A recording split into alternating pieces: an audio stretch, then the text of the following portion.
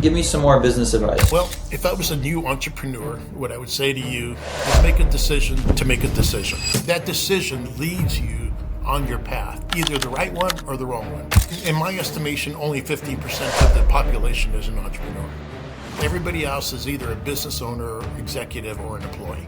But I think that the thing that defines and makes entrepreneurs different than other people, they are able to imagine. They're able to see themselves in that business and how to grow that business. Tell me about one of the greatest businesses that you started with 300. You went from 300 to about what number? Well, the first one would have been the IRA All-State.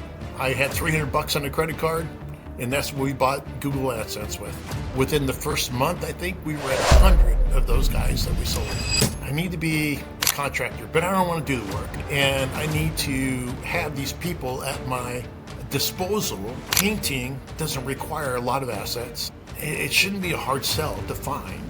So I found Jim. He was homeless and he didn't have anything. So I said, look, I'll help you, Jim. You just do what I tell you to do, and then we'll work from there. So I took $300, bought him his rollers, his overalls, whatever it is that he needed to go do his job. And the biggest thing, to tell you the truth, was learning how to estimate. That was the hardest thing until I learned the metric system on estimating for more people. So we're ready to go. My first job is Silicon Valley. I worked for Bob Lloyd. Bob Lloyd was the inventor of the 1K RAM. He was a rock star in Silicon Valley. I was his quality assurance manager. He forced me to pay attention to detail. He forced me to pay attention to processes. I was trying to figure out my way to get out of it. You would have thought that I said, I can get the devil here for you, because they all just turned around, put their backs to me. That was an important lesson to me on how to start to put together a capital group and how to put together a structure so that you can start to fund a big project. Even though it didn't work out for that, it was really good for me because that's what I learned. In Indiana, flyover. I've been to Indiana a couple times, in Indianapolis. My wife used to live there for a time when her dad was doing seminary. Which denomination? I don't know what seminary denomination he went to, but I guess I would consider us Baptist. Okay. Closest to. Are you Christian? Yep. Yeah, that's awesome. Praise God, brothers, Yeah. brothers in Christ. There you go. This is what makes me tick. So it's all that. God is good. Absolutely. Absolutely.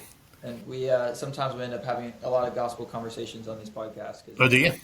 Okay. Well, sometimes, and then sometimes I'll post them on I like posting a little differently because I try to keep this like businessy, and Right. I have another one that I try to have like gospel conversations on because I think they're good to have, and everybody's got different opinions, and ultimately bad theology hurts people. Yes. And which is so sad. But it doesn't mean that they know that it's bad theology or that I know everything, but it's about having a conversation, ultimately opening scripture. Well, then also it comes to, do they actually believe that the scripture is true? And then Yes. have the whole conversation of why do we believe in the Bible and the historicity and the reliability of the scriptures. And then you can look at what the scriptures actually say. When Jesus died on the cross, he saw Dan and he saw John, and he said, I got to get these guys, and they're going to be mine. And that's at that time. And before that, we were in the Father's eyes and predestined to do whatever it is that he wanted us to do. And here we are in these very unusual times that I personally believe that it is going to change completely from what we were experiencing in the last few years predominantly. And it's going to be the time for the great gospel to go forward. So people like you and I, we're going to be funding it and making it work. And God's looking forward to making you rich.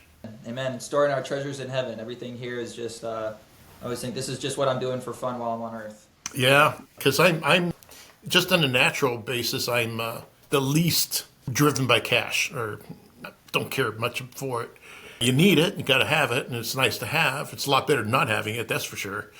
But it's not what drives me. The idea of building a business, the idea of helping other people, the idea of propagating the kingdom of God, those are all motivators for me. So I'm looking forward to that. That's awesome. Do you believe in predestination? Maybe saying a little bit of predestined, but I think to some extent we all have a choice on what we do, but obviously God knows ahead of time what we were going to do and what our thinking process is, and whether we're going to make it or not. And so he has that plan. He has, like Jeremiah says, I had the plans I've made for you, they're to prosper you. And so he does have those. Whether we choose to fulfill them or not, that's up to us. That's the free agent in us. that's been like in my time, in like my Bible study time, and just like my thought of free will. You can't have free will if there is like some kind of predestination, and if God knows the future, then He kind of started it off going. But then also, like, if we do have this free will, this free choice, then he could have set us off in the right way. That's kind of like the whole story of the fall. He set it up right. There's 0 rules except for 1 rule, and we decided to go our own way, which is called sin, and then that's how sin entered the world. And but the whole God, and this is like totally different conversation we were having, but like God having this and again, this is just like thoughts that kind of just like things to think about, to like how to answer these questions and stuff of can God see the future? I think the answer is obviously yes. Mm-hmm. Does God choose the future? Well, that wouldn't be free will. But we look at like Joseph and what man meant for evil, God meant for good. Mm-hmm. So I don't think that it was God's choice. I don't think God wanted to have all the kids in Egypt die when Moses was born. I don't think He wanted that for all Israel. I've had loss in my life and stuff. I don't think God, and that's like part of the things, I don't think God wanted that to happen. But God will turn that into good somehow. So then it comes to controlling the each and every day, and that kind of comes with oh man, what am I going to do for business? What am I going to do that or the other? God, tell me what to do. But then a lot of times during those struggles, I heard nothing from God, and except for peace, trust, mm-hmm. love, and I think kind of where I'm at now is it's a lot of He'll light your path. You kind of make a decision, and He'll walk with you along the way. But it's not if He was controlling every little thing that you do, then that wouldn't be true free will, and relationship would be a little different. So, well, think of it this way: is Jesus died for our sin, right? So when God sees us, He sees us through Jesus, and we're perfect and righteous and able to meet with Him in His righteousness and His holiness, because the Bible says, "Come to the throne room boldly, full of grace and mercy." Right. So if you could think of this, is that when you're meeting with God, you're projecting into your tomorrow. In your tomorrow, there's no sin, there's nothing, because you haven't gotten there yet, right? But God sees you in your tomorrow because He sees you perfect.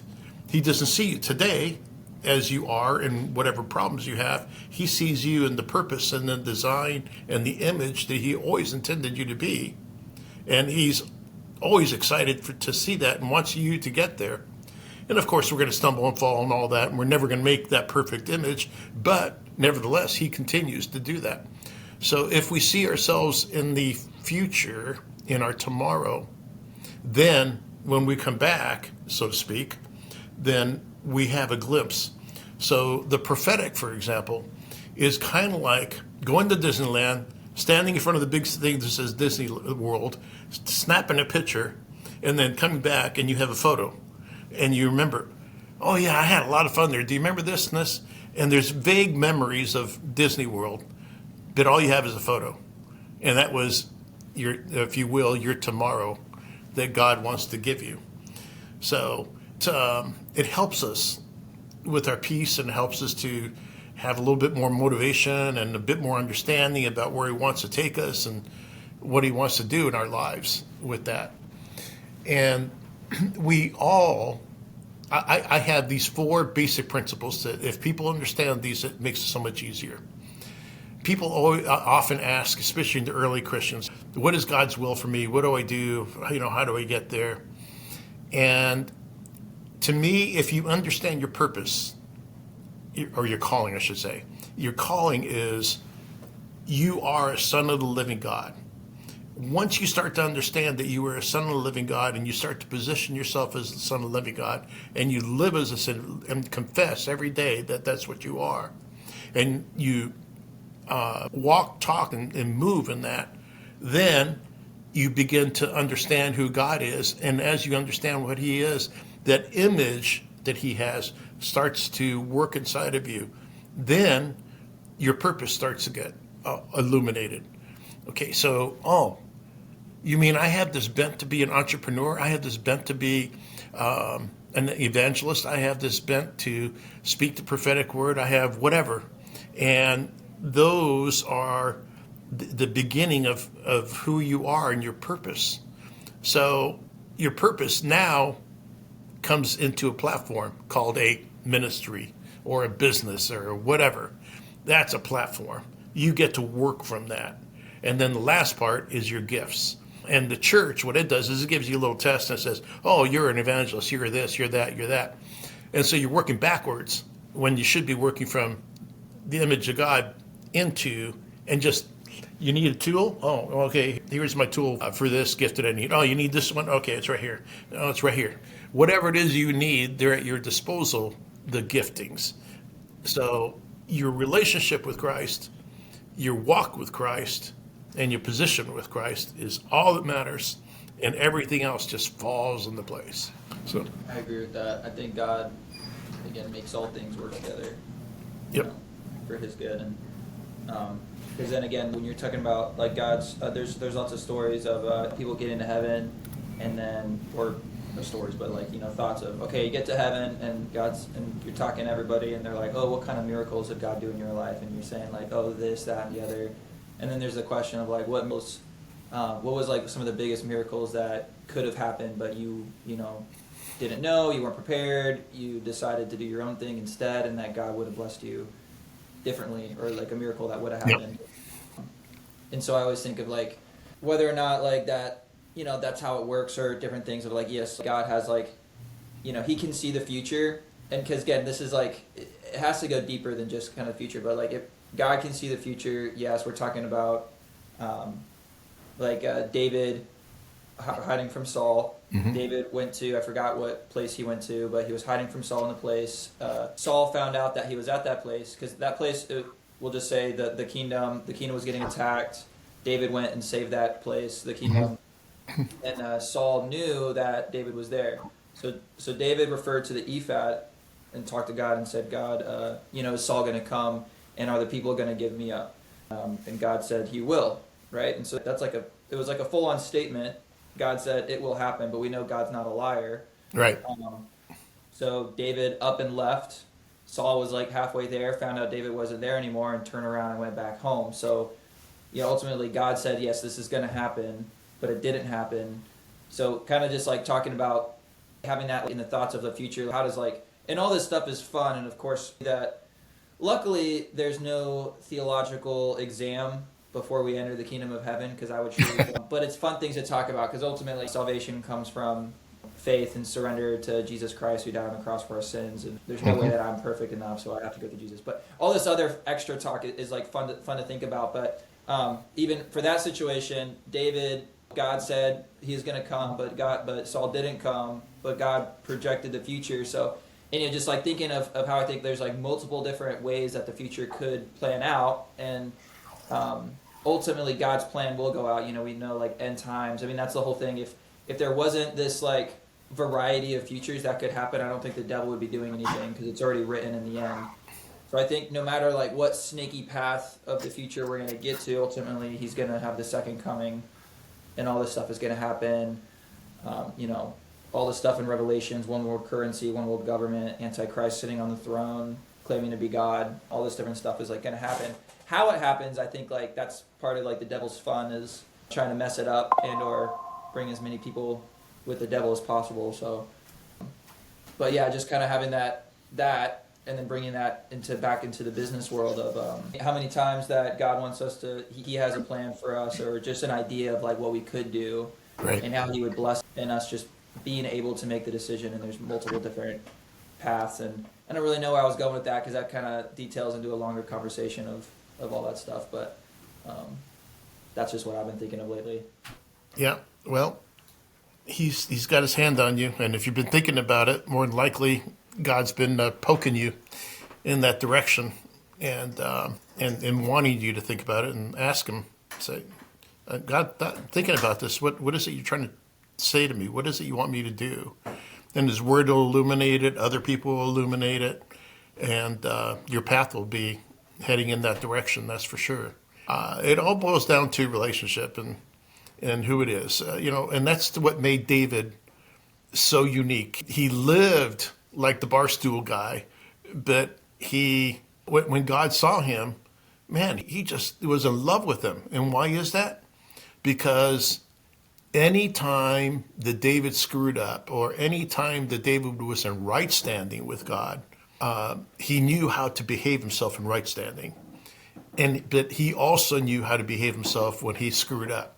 So he would always go to him and say, Lord, I know that you are merciful and kind and full of loving kindness, and I'm throwing myself in your mercy. Please, I'm calling upon you for who you are and what you want to be to us. And it just crumbles God when you do that, because you read the rest of the Old Testament, God's begging people to understand that it's what he's like. And nobody will take him up on that except for David. And, well, I'm sure there were other people, but he was the prime example of somebody who would live after his own heart, even though he had so many problems. So as we enter the courts and we start to speak to God and start reflecting on who he is and remind him of who he is and how we see him and how he sees us, it just sets everything differently. Because now we're talking how he talks. Now we're seeing how he sees. Now we're listening how he listens, and beginning to follow kingdom principles. It makes it just so much easier for God to speak to you and to help you understand that, his direction on what he wants you to do. And so much of it is not even really that. It's just having that friendship with him that helps you to understand. Just think of your best friend. When you understand his moods, you understand where he might be going, you understand when he's going to make a mistake, you understand when he's happy. There's a lot of things that he does that you don't even need him to tell you. You already know, because you know him so well. And so you help him in whatever direction he's going. If he's happy and whatever it is, then you're encouraging him. If he's moving in the wrong direction, it's, hey, Bob, maybe we ought to consider going this way. And that's how God deals with us. So when we do get to that point and I can tell you that there was a time in my life that I had walked away so far that God said, you're at the brink. If you go, this is the line. You're not coming back if you pass this line. And fortunately, I listened. And it was good after that. But here's something like your example of a miracle. It's been probably a year and a half, 2 years now. I had a terrible day. I was dealing with contractors. They all were going to slice my throat and cut my tires if I didn't get them paid that day. And so I went to the bank, got the money, and I'm just thinking about 100 things.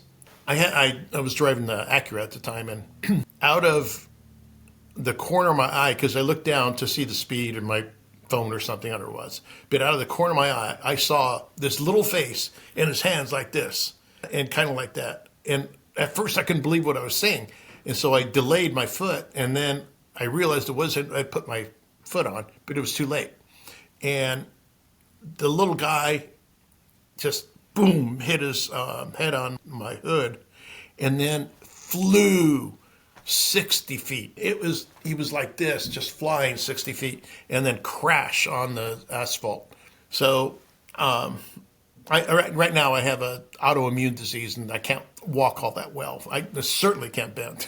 And so I dragged the car up there, and I get out of the car, and I got my cane, and I'm praying for him, and the cars are backed up, and I'm just focused on praying for him. And I see his face start to contort, and pieces of of a skull coming back into place and go boom, boom, boom, boom, all over the place. And I'm in the middle of astonishment and prayer at the same time for him. And then in about 20 seconds, his breath comes back, and he looks around and starts crying, looking for his mom. And just at that second, his mom shows up. So in looking back to him, I absolutely believe today that he had died. There was no way he survived that accident. It was just too horrific. And then he came back to life. I didn't really realize it at the time. I just thought it was a miracle, but not to that extent. Now, how would that have happened if I was not walking with Jesus? I don't know if that would have not happened. Even though I was having a bad day and I probably said a few curse words or something, God was still with me. All of that still worked to his benefit and his glory in that little boy's life and his mom's life, even though she went back and sued me later on. But it was an amazing day. And to tell you the truth, they're not that drastic, but I have lots of days like that where something has to happen and God is with me and it works. This whole episode that I moved in from the business, I guess you're founding this on, which is the self-directed IRA. We were cajoled by our clients to buy them real estate, help them with the real estate. And that just turned into a disaster. Lost everything. And for 10 years, we're, I think, on our 11th anniversary now. It was flipping houses. It was doing this. It was doing whatever I could do to make money to pay back these people $15 million. Wow. Now, I didn't have to pay back all 15, but probably 4, somewhere around there, is to make up that deficit. And I'm down to one client. And I remember all the different things that went on through that period of time. Obviously getting sued, people obviously mad at me, so on and so forth. And then turning it right around, opening a contracting business, getting it up to $1 million, using that money to pay off other people. So now we're in our new start, and the new start is going to be AI. I'm full in on that now. In fact, I've got the jitters like I did 20 years ago when I started that other business, but I'm not scared. I just got the excited jitters in my belly to get that started again. So saying all this to say is that I couldn't do any of this. I couldn't have lived anywhere as successfully as I have without the presence and the friendship and the grace of Jesus in my life. Because if it wasn't for that, never would have happened. I owe him everything. That's awesome. Yeah. Well, Daniel, I'm really excited to hear your story. Let's start at the beginning. Where did you grow up? How did you grow up? And how did that turn you into the man you are today? All right. You want to just go into it? Yeah. Okay. All right. So I was born in Argentina, Mendoza, Argentina. My parents came here when I was about, I think I was 3, somewhere around there. I remember having a little friend that I could not communicate with. And, as kids do, we just got along. And I moved to San Jose, California. And that's where I lived from the age of 3 until 37. And I was middle of Silicon Valley, seeing all of that activity going around me. And at the age of 16, I began to understand that I had an entrepreneurial bent to me. And this guy named Paul Sulkey hired me with a bunch of other guys in high school. And we sold houseware products door to door. And he would motivate us and tell us how to sell the stuff and all that. And he made a little money off of us doing that. And began to said, man, I really like this stuff. I want to do more of it. And I always had a job, always had some little tiny business that I was running as a kid. And then I decided that I was going to go in the Air Force. Went in the Air Force, came out, and wanting to open a business. Well, right after I got out of the Air Force, I got married. Then kids came along, and I was too chicken to do that. So I worked for companies, and I was a process engineer, or better, more exact, a quality assurance engineer. But I was never an engineer. I was always an evangelist for companies, and they would hire me to fix their problems. If they had a disk drive, for example, and they had a 60% yield and they were about to die, they would call me in. I would fix their process problems. And that was really the easy part, is getting the mechanical portions of it. And then it came to the management, the people portion of it. That was the hard part, because managers didn't want to change. They just wanted the Band-Aid on the product fix so they could sell it and get on with it. And so I would be there typically about 2 years, and they fired me, and I'd go on to the next one. And I did that about 3 times, and the plant manager said, Dan, I'm going to fire you. And I said, well, okay, I'm used to this. And he said, but look, stop doing this. You need to go into marketing. Go do that. And I said, okay. Well, I got a sales job with a environmental testing company for components for military and aerospace. And they had a brand new service line that they wanted to start, and I started it. And I grew it from 0 to $1 million in the first year, and they were very happy, but I was bored after that. There was a very small market for that. And so I decided that I just wanted to go more into marketing in itself. Moved to Austin, Texas. So now I'm 37, moved to Austin, Texas with Austin Semiconductor. And that was also military aerospace type of company, also very small niche. Got fired after, 9 months. And I remember driving down the road, tears in my eyes, praying, God, I never, ever want to work for anybody else. I just want to do what you planned for me to do, and I want to be an entrepreneur. Please help me to do that. And I think it was probably 8 years that, again, not working very well. I was working at gas stations, whatever I could to make ends meet. And in my daytime endeavor, I was in mergers and acquisitions trying to sell these little businesses between people. That's a tough business to be in. And went from there. Well, let me back up one more time to first job at Silicon Valley. I worked for Bob Lloyd. You probably don't even know the name. But Bob Lloyd was the inventor of the 1K RAM. Here we are at gigabytes on RAM. And he invented the very first one, the 1K RAM. He was a rock star in Silicon Valley. I was his quality assurance manager, and he would take me out to lunch every once in a while, and I didn't like it because every time we went to lunch, it was like 100 people coming over, hey, Bob, and they would all shake his hand and so on and so forth. And he was brutal on me. He forced me to pay attention to detail. He forced me to pay attention to processes, so on and so forth.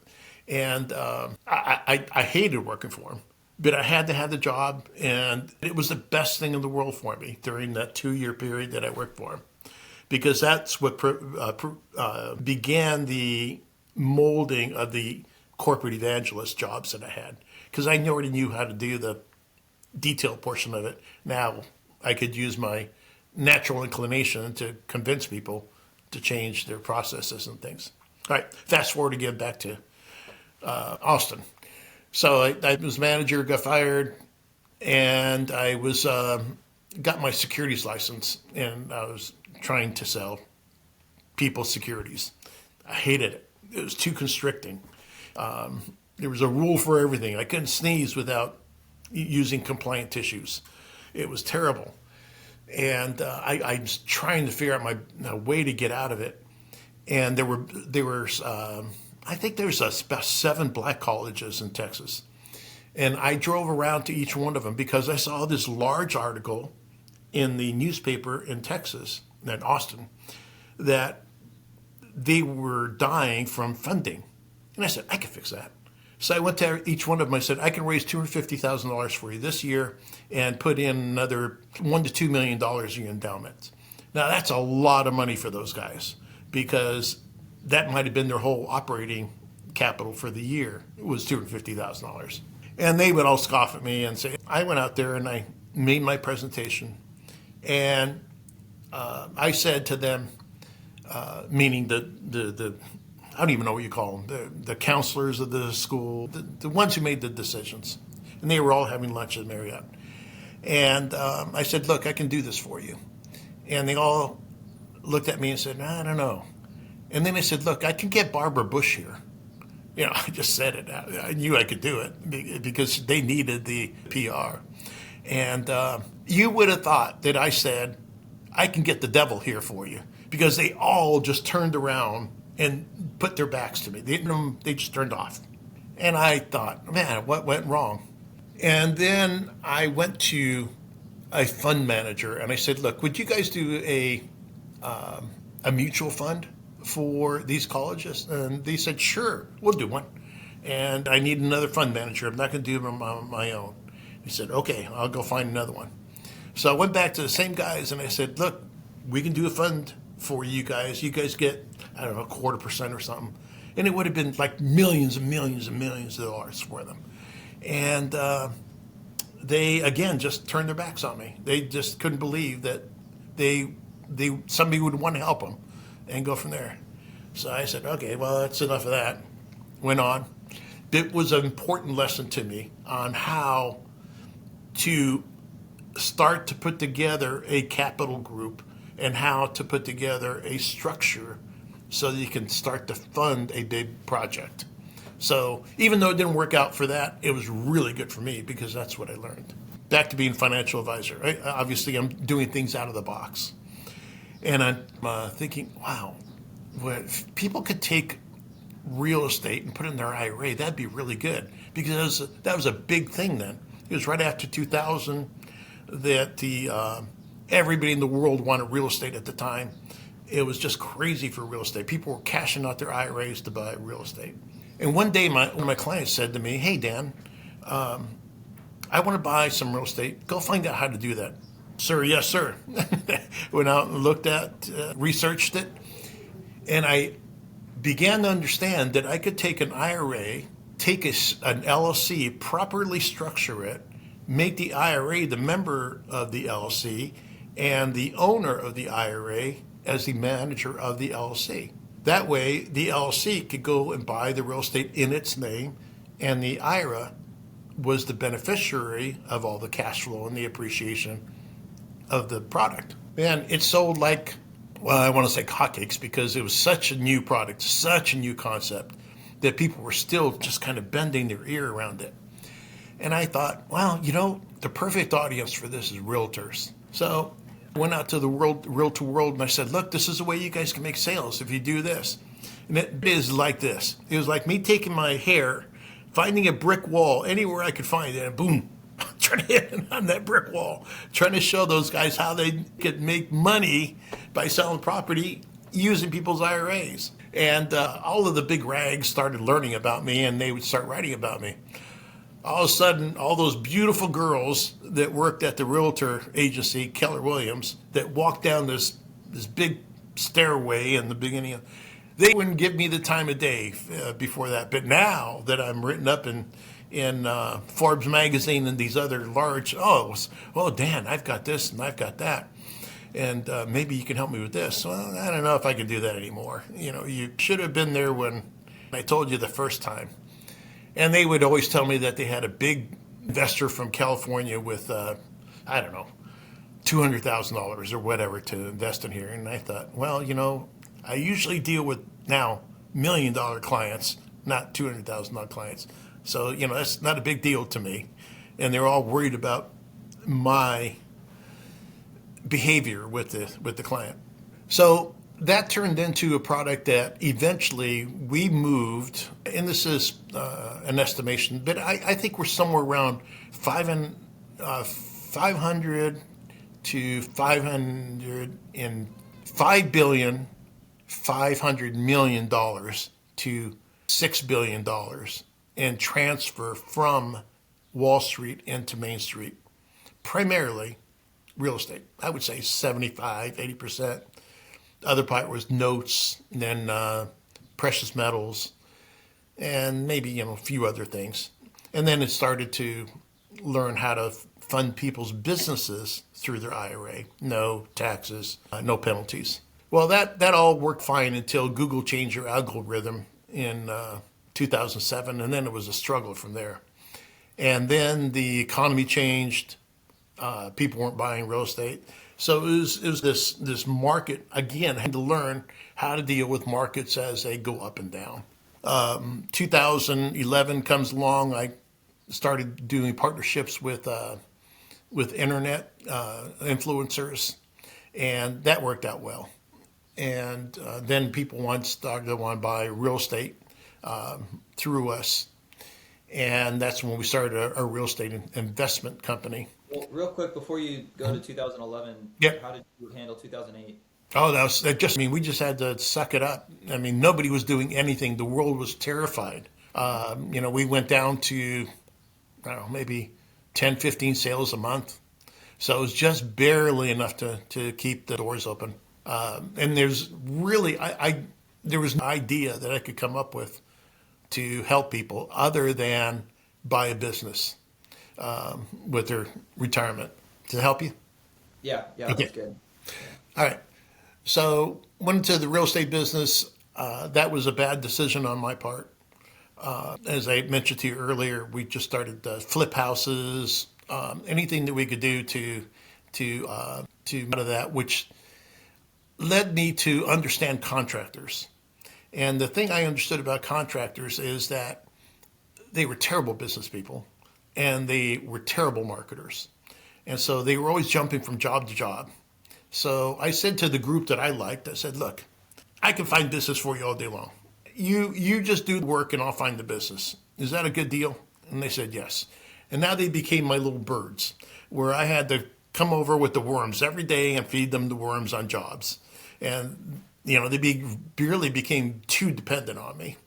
That began that, and it worked into now a contracting company that we're about $1.5 million in sales. So we're a tweener in this industry.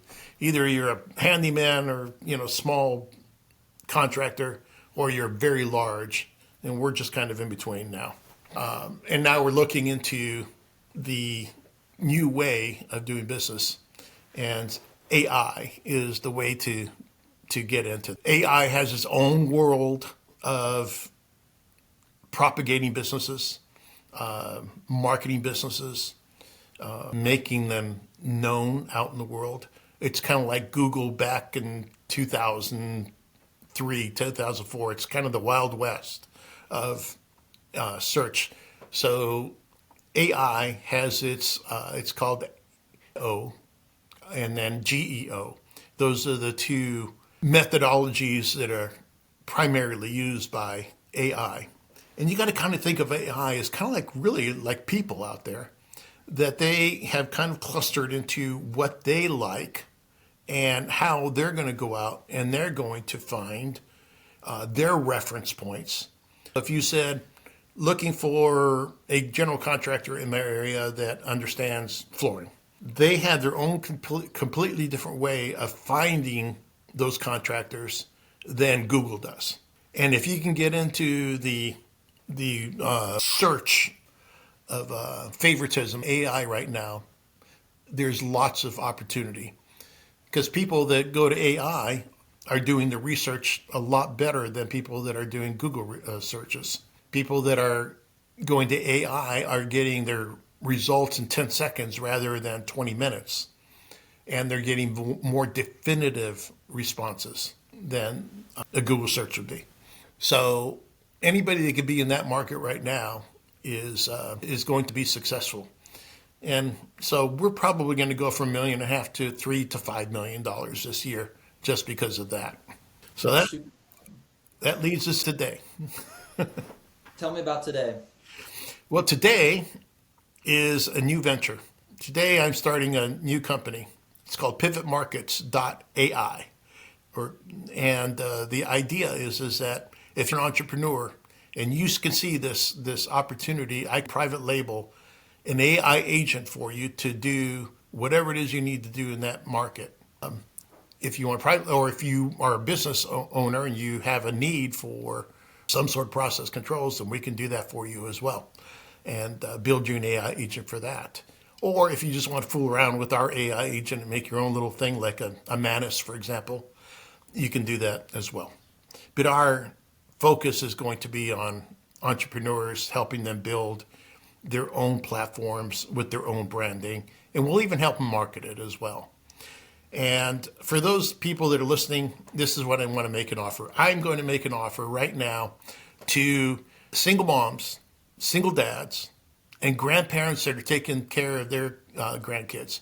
I will give you a completely, well, maybe not completely free, but almost free business for you to get started on.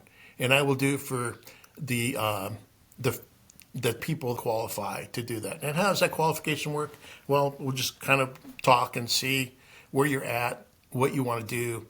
I don't want to put you into a business that you're going to not do well with. I want you to do something you're going to do well with. And why are we doing that? Because my wife and I have a heart for single moms, certainly for single dads as well, and then for grandparents that are taking care of their kids. They're struggling, they're working hard. They're praying every day, God, can you help me? And this might be an answer for somebody who has that prayer today. So that's our seed into the market, is to do that for 10 people. We'll do it as a group, and that way you can all learn from each other. I'll certainly coach you along the way, and we'll help you all the way through the marketing process and helping you gain clients. Everybody else has to pay. So we're glad to have people, and if you're an entrepreneur and you have the same heart, we'll help you help them. Love that. I love that. Tell me about when it comes to, because you have your experience in helping people start businesses and all these different things. Let's kind of start off with the R&D, research and development, for coming up with a business or a product. Can you tell me a little bit about that? Well, I don't know if I'm different or not about how I do this, but it tends to work with me where I might say something, I maybe see a commercial, and it triggers something inside of me. That trigger then becomes where does that fit? And then where does that becomes research?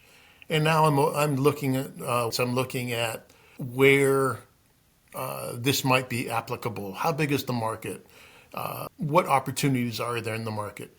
And I'm going back to AI again. What would take me months to do in research, now in a couple weeks, I can have a complete understanding of a market, where it's at, where it's going, how I can participate in it.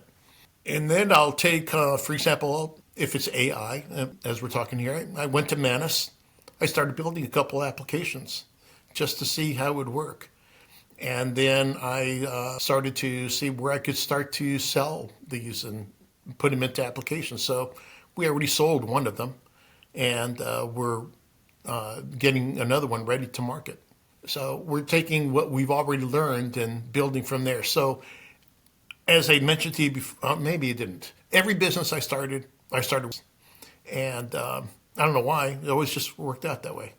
So I'm going to do the same thing with this one. I'm going to start here with just a subscription to Manus and a few other dollars, and I'm just going to build it from there and sell before the product is actually ready. So I don't know that I can give you a very concise answer, because I don't even know how I do it. It just becomes a process that morphs into a ton of, and just looking for opportunities where they might land into. Yeah, super exciting. Tell me about one of the greatest businesses you started with 300. You went from 300 to about what number? Well, the first been the real IRA LLC. I had $300 on a credit card, and that's what we bought Google AdSense with. And we made our first sale, second sale. First month, I think we were at 100 of those guys that we sold. And that was a lot for just Jeremy and I to handle. I mean, we were overwhelmed with that amount of work. So that would be the first one that I did. The second one is the one I just mentioned, the contractor. I looked, okay, maybe we can go through this process. All right, I'm thinking to myself, all right, I need to be a contractor, but I don't want to do the work. And I need to have these people at my disposal if I need to do that. So what can I do? Well, painting doesn't require a lot of assets. It's the lowest skill set of the contractors, so they don't cost a lot. It shouldn't be a hard sell to find. And so, where can I find my leads? Where can I find a painter? And what do I need to do? So I found Jim, who later his name became 38, because every 10 minutes he was telling me that he had 38 years of experience in painting, but he couldn't tell me how to quote a living room on how much to charge to paint. And so he was homeless and he didn't have anything. He somehow lost things through due to illness. So I said, look, I'll help you, Jim. You just do what I tell you to do, and then we'll work from there. So I took $300, bought him his rollers, his overalls, whatever it is that he needed to go do his job. Bought a truck, and then I started looking for work, got him work, and then I just had to learn how Google business profile worked. Started that. That bring leads, and then I hired, I don't know, I think it was 10 single moms, and they became the Power Girl team for painting. And I showed them how to do it. They started their own little painting company. And from there, I just started to learn how to be a GC.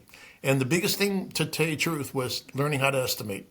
That was the hardest thing because it was kind of like black magic with people on how to estimate, doing things, until I learned the metric system on estimating for people. And so now I learned how to measure a room. All right, $2 a foot, and that's what it costs to paint a room. And went from there. Man, this AI is going to be pretty similar. It's just a little bit of money.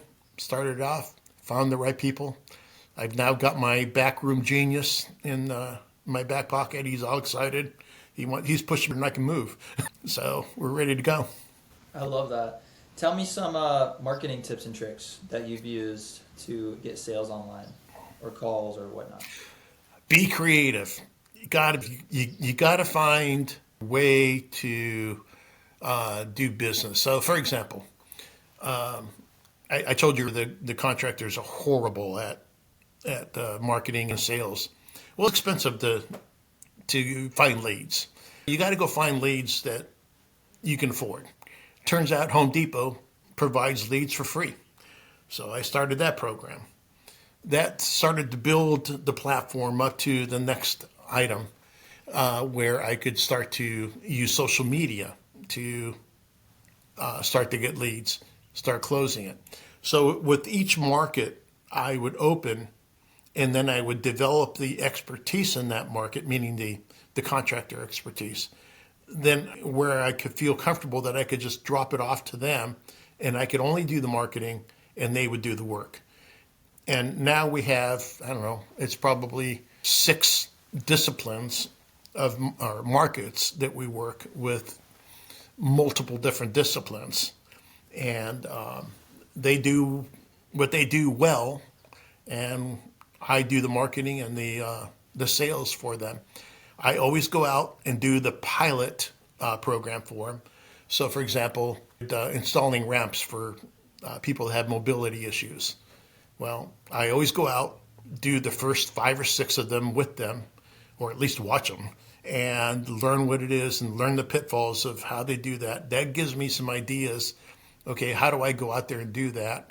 As far as marketing is concerned, now it means I have to get certifications. Now it means I have to find who's selling ramps, who has wholesale, who can help me to get our name out. And in one way or another, marketing is involved in all of those contexts, because finding a wholesale product means that person knows who you can go work with to develop your market. They know who you can go or what certifications you need to be credentialed well enough to other people to trust you. So marketing is more than just buying a Google ad. It's trying to put the pieces together just like Google does or AI does, in terms of, all right, if I'm looking for a particular product or if I'm looking for a service, what am I looking for? And Google or AI looks out and looks at content, looks at what they're doing, and then the rest comes back, and that becomes your search result. What you're doing is you're anticipating what Google is going to look for, going out there, creating that contact, creating the certifications, creating the opportunity for Google and or the AI to be attractive enough for them to pull you out and make you a search candidate. Yeah. I hope that wasn't too wordy. All good. Tell me about customer service. Oh, that's very, very important. It drives me crazy, but it's very, very important, especially in the world we're in. I can't help it if the paint doesn't do one thing or another, and they're not happy. Well, you got to find a way to make them happy. It's your lifeblood. We live on reviews, and so you got to be able to find a way to make the person happy. Customer service is a opportunity to sell to the next step. It's the opportunity to expand your market. It's your opportunity to learn what other opportunities are out there.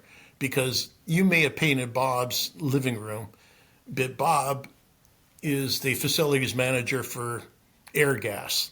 And that opportunity goes from painting a living room into a $45,000 renovation job of their training offices at Airgas. So it becomes a very integral part of our service. Not only do we start well with them, but we are always checking on the work. We're always probing to see if they're satisfied with the work. And then at the end, we're looking to see what other opportunities are there with them. I like that. Give me some advice. Give me some good tips and tricks that you've learned along the way. Well, if I was a new entrepreneur, what I would say to you is make a decision to make a decision. You got to decide, and you just got to move forward. And you got to probe you have to leads you on your path to either the right one or the wrong one. But you got to get on that path. You can always change and cut across those to get to the right path. But you got to do that. And then you have to understand if you're an entrepreneur. In my estimation, only of the population entrepreneur. Everybody else is either a business owner, executive, or an employee. So which category do you fit into? If you're an employee, then that's great. You're valued society. If you're an executive, great. You go on and keep building the models that somebody started. If you're a business owner, then that's wonderful. I mean, we got to have businesses, and you have to do that. But I think that the thing that defines and makes us different than other people is that they are able to imagine, and they're able to see themselves in that business and how to grow that business. Where I don't think that the other people quite have that skill set or gifting developed in them. So you have to decide which one are you. And if you're watching the podcast and you're an executive, you kind of know you're an executive, well, great. Keep watching them, but that's where you're at, and you got to continue to go on with that, your pursuit of being executive. If you're an entrepreneur, then you'll find yourself being imaginative and seeing yourself in there. People often see entrepreneurs as risky people. I don't know. I don't think that I'm all that much of a risk taker because I look that I am going to join before I actually do it. So I do my homework. But I can imagine myself doing this or doing that and working into that. Cash flow is everything. You got to understand cash flow. You got to understand how to manage that cash flow, not to get ahead of yourself on your cash flow. If you don't know, hire it in. That's very, very important. Also places you can go to do that. You can go to Fiverr, you can go to all sorts of places to get it done cheaply to get you started. But after you get it started, bring it in-house, figure out how to do it, and find your people that you can work with them. That's awesome. Well, Daniel, thank you so much for coming on. Give us some plugs. How can we hear more about you, and how can we get in touch with you? Well, for those 10 people that we're going to work with, I'm going to give you my personal email. It's Daniel Cordoba, C-O-R-D-O-B as in boy, A, TX at gmail.com. If you want to learn more about us as far as the AI is concerned, visit our site, PivotMarkets.ai, if you're already an entrepreneur and want to private label some of your stuff. And that'd be glad to talk with anybody, either level, either just starting out or somebody who's seasoned and wants to get on to the next market. That's awesome. That's awesome. Super exciting. Well, Daniel, thank you so much for coming on. This is the $100 Million Podcast. Thank you guys so much for enjoying. If you guys find value in this content, please like and subscribe and share this with somebody else you're going to find value content with. Thank you. Appreciate it. Don't hang up, Daniel.